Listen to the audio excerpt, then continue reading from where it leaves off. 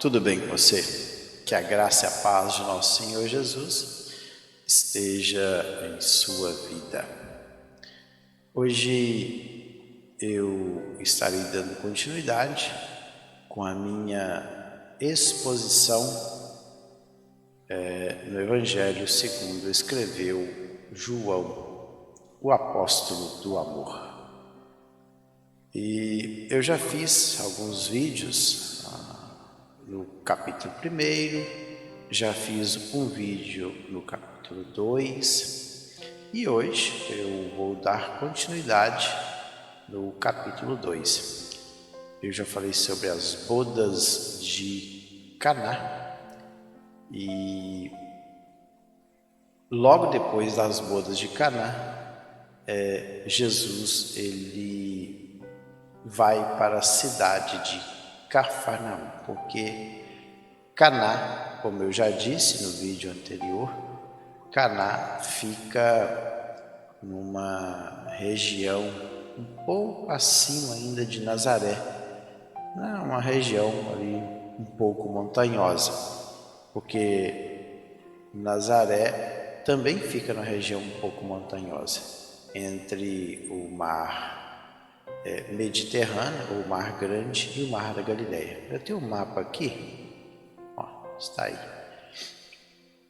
Então você pode ver que Caná está em mesmo alinhamento entre o Mar da Galileia e o Monte Carmelo. Tem um triângulozinho aí, próximo ao Mar Mediterrâneo, tem o Monte Carmelo. E se você olhar aí ao redor do Mar da Galileia, você vai ver a cidade de Cafarnaum. Então, Jesus foi para esta região.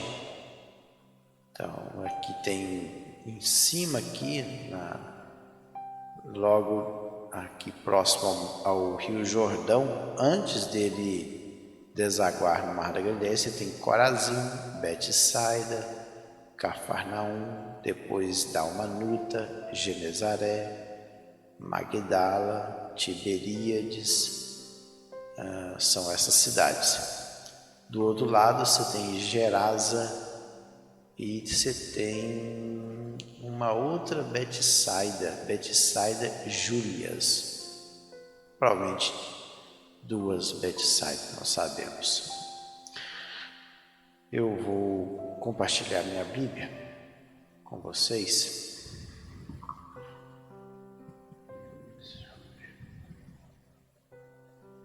Aí. Está então a minha Bíblia. Então nós vamos começar a partir do versículo de número 12, que até o 11 eu já li. A partir do 12, que diz o seguinte: depois disso, desceu ele para Cafarnaum, com sua mãe, seus irmãos e seus discípulos, e ficaram ali não muitos dias. Interessante essa informação aí de João, e diz que Jesus, juntamente com a sua mãe e os seus irmãos, não ficaram muitos dias ali. Provavelmente devido ao fato de que Maria e os irmãos de Jesus ainda residiam ali na região de Nazaré. Nazaré, como eu já mostrei no mapa, ela fica um pouquinho acima aí do Mar da Galileia. Então, Jesus ele sai de Caná e vai para a região ali de Cafarnaum. Cafarnaum fica às margens do Mar da Galileia. Interessante que a palavra Cafarnaum, ela vem de duas palavras hebraicas, que é Cafar e Naum. O Cafar vem de aldeia e Naum vem de conforto. Que Naum é um profeta, foi um profeta do Antigo Testamento. E a palavra Cafar é aldeia. Então você pega Cafar, Naum, você forma aí aldeia de conforto ou vila de conforto.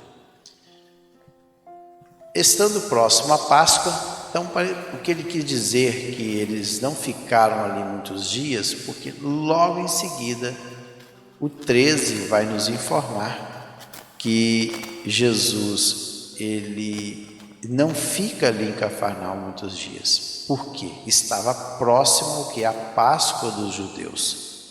Subiu Jesus para Jerusalém. Jerusalém é Jerusalém. Jerusalém é a habitação de paz. E encontrou no templo os que vendiam bois, ovelhas e pombas, e também os cambistas assentados. Então, com certeza essas pessoas faziam ali o uso de algumas das dependências do templo para comercializarem os animais.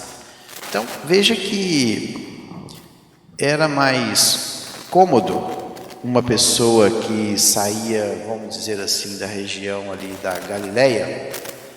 Então, a Galileia, em torno aí de 80, 100 quilômetros, dependendo da região em que a pessoa residisse. Então, uma pessoa que sai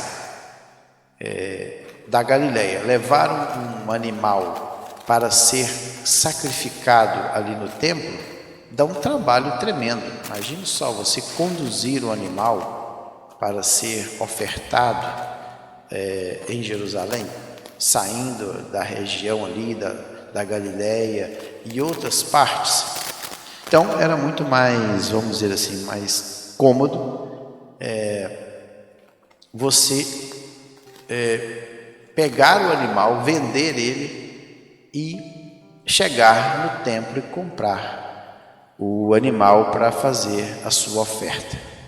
Só que esse tipo de atitude e esse costume também, ele acabou influenciando o comércio local. Então a área ali próxima ao templo acabou se tornando um comércio. Então as pessoas agora já estavam mais, vamos dizer assim, visando o lucro. Não tinha nenhum problema a pessoa oferecer um animal como oferta ao Senhor. Não tinha problema nenhum. O problema é que eles haviam transformado as dependências do templo em um comércio lucrativo. E veja que ali estavam os que vendiam bois, ovelhas e pombas, e também os cambistas. Quem eram os cambistas? A palavra cambistas, a palavra grega é esta palavra aqui, kermatistas.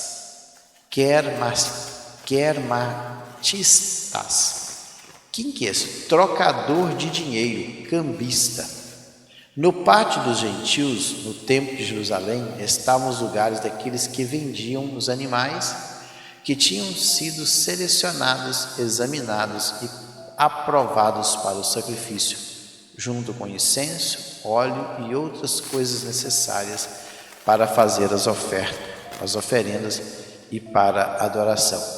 E a extensão deste comércio tinha introduzido negócios de câmbio. Então parece que tinha uma moeda local ali em Jerusalém. Eles não aceitavam moedas de outros lugares. Então eles criaram uma moeda.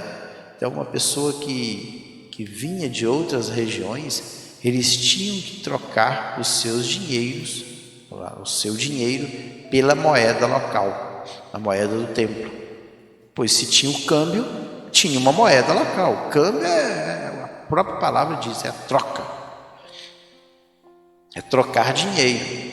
Se é para trocar dinheiro e é câmbio, hoje nós temos o câmbio. Quando a pessoa vai fechar o câmbio, ele troca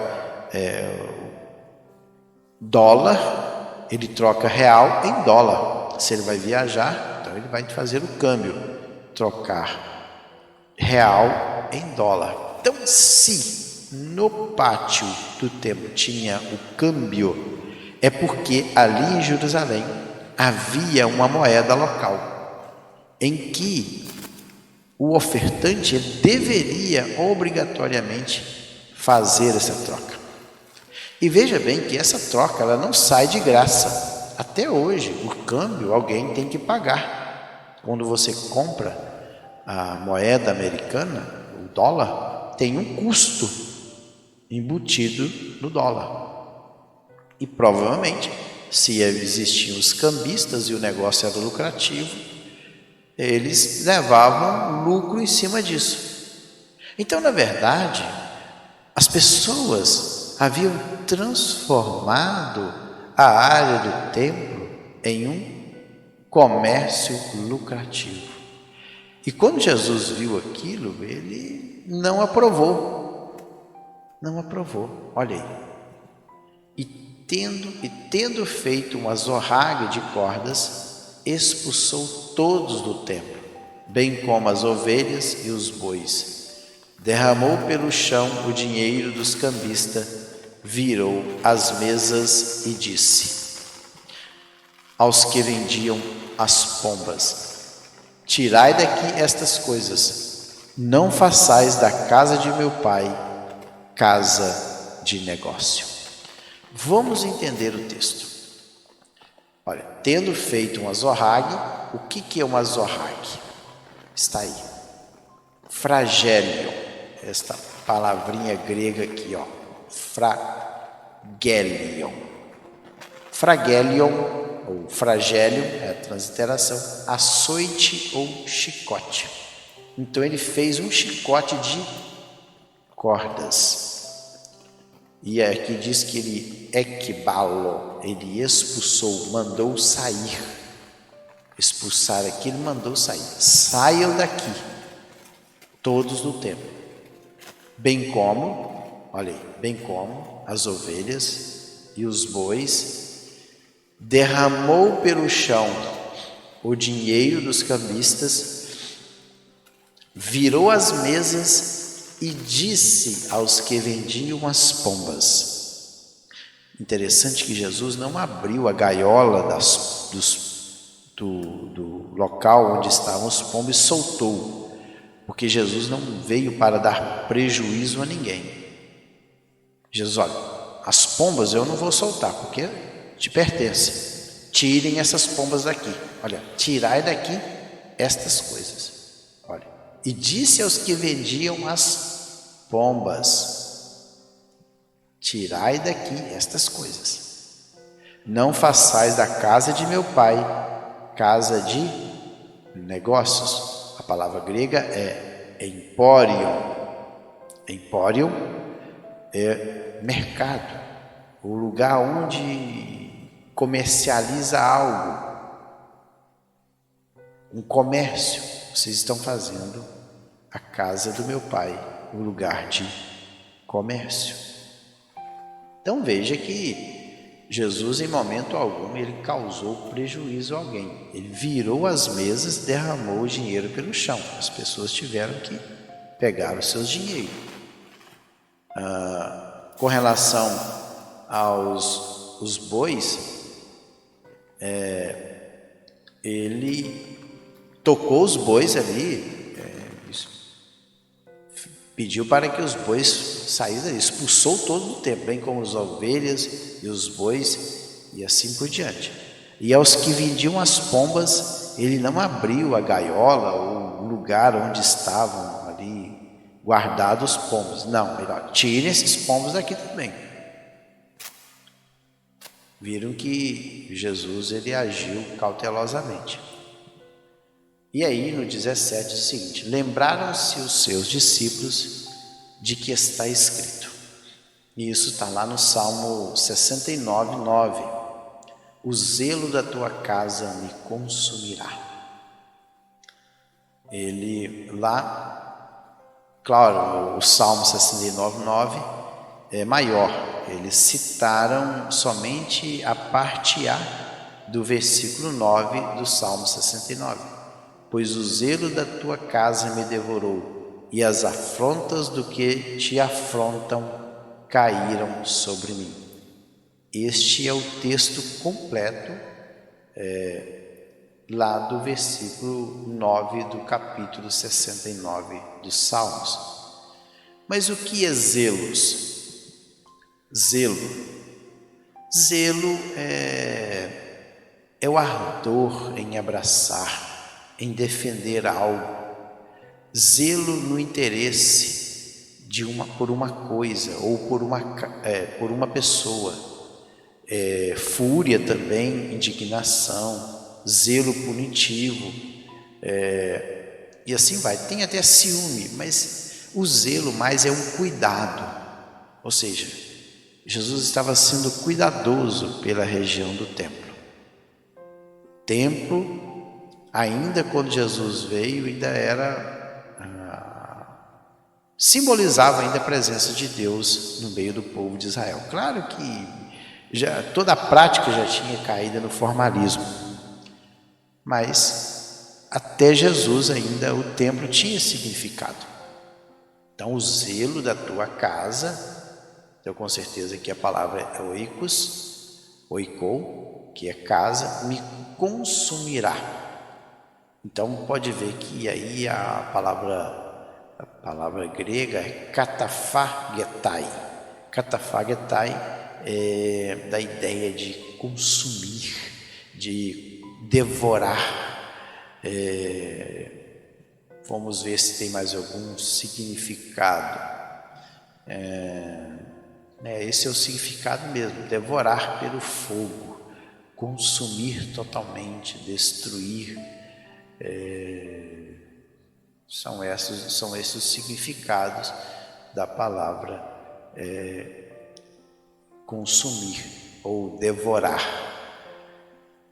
E logo depois dessa atitude de Jesus, olha aí o versículo 18.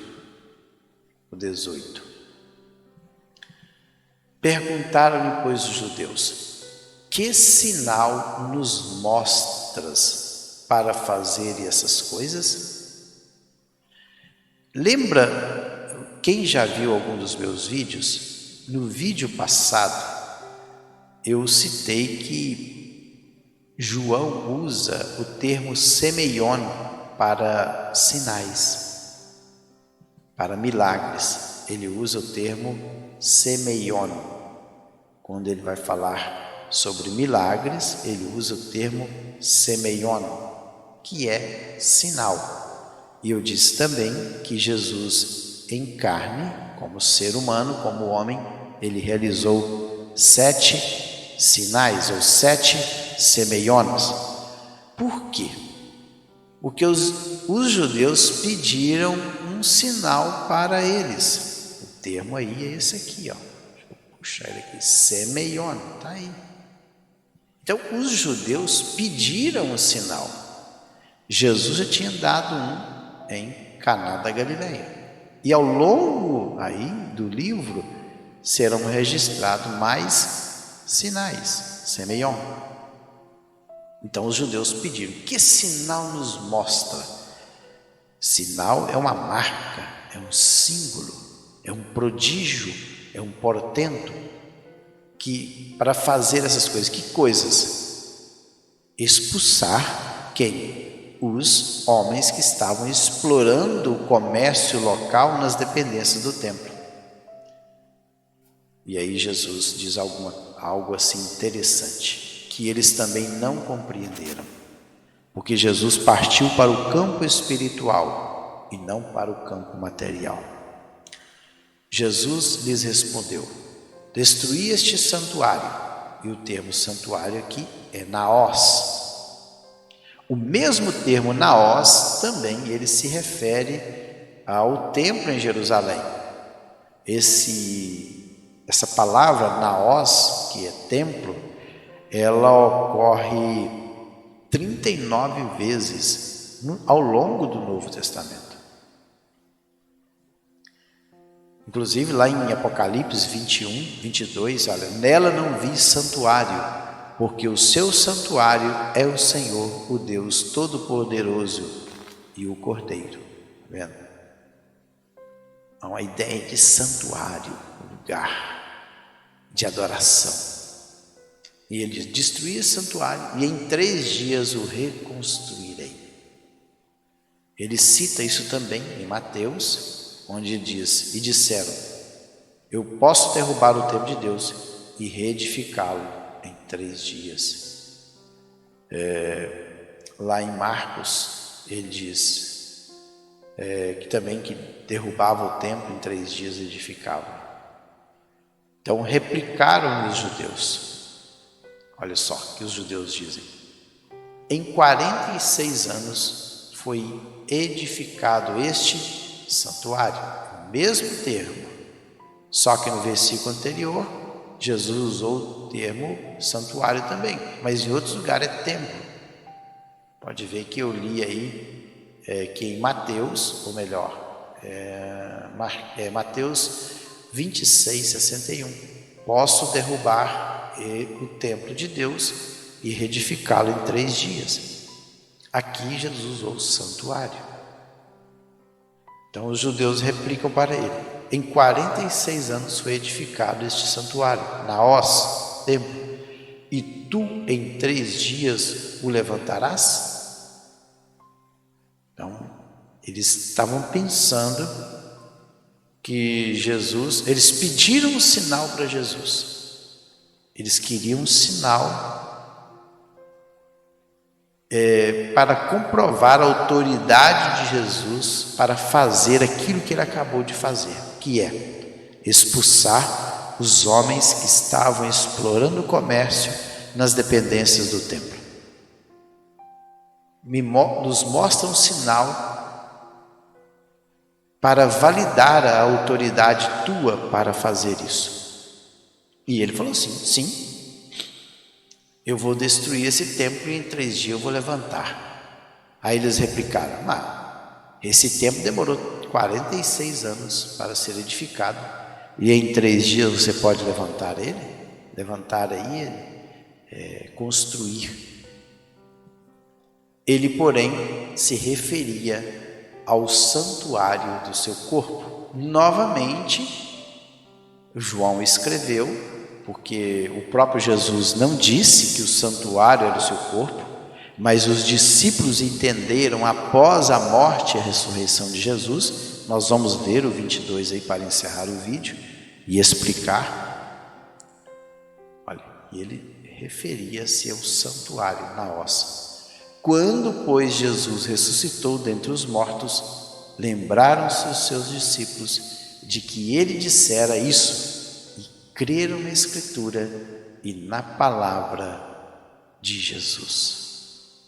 Então, qual o sinal que Jesus deu para os judeus a respeito da autoridade que ele tinha para expulsar os vendilhões do templo? É que ele morreria crucificado e ao 3º dia ele se levantaria dentre os mortos ressurreto. O verdadeiro santuário era Cristo Jesus. Por isso é que no ano 70 o templo foi destruído pelos romanos. Aquilo que estava escrito em Mateus 24, Lucas 21, Marcos 13, se cumpriu em 70. Quando o templo foi destruído, quando Jesus disse que os discípulos, mostrando a estrutura do templo, disse, olha que beleza, Senhor, olha que maravilha. Ele, olha, não ficará pedra sobre pedra que não seja derribada. E isso aconteceu no ano 70. Então Jesus não estava falando do templo físico, ele estava falando do seu corpo.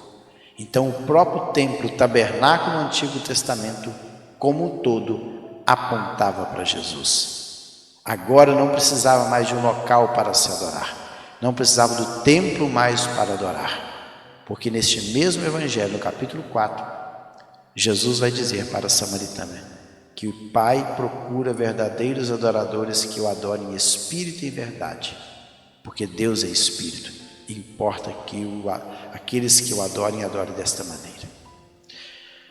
Pois bem, no próximo vídeo eu vou continuar aí nesse capítulo 2, a partir do versículo 23, porque já foram 26 minutos, eu vou encerrar por aqui. Então no próximo vídeo eu estarei continuando. Que o Senhor vos abençoe, que o Senhor te guarde, que o Senhor possa estar em sua vida, te abençoando rica e poderosamente. Fiquem todos na paz do Senhor Jesus.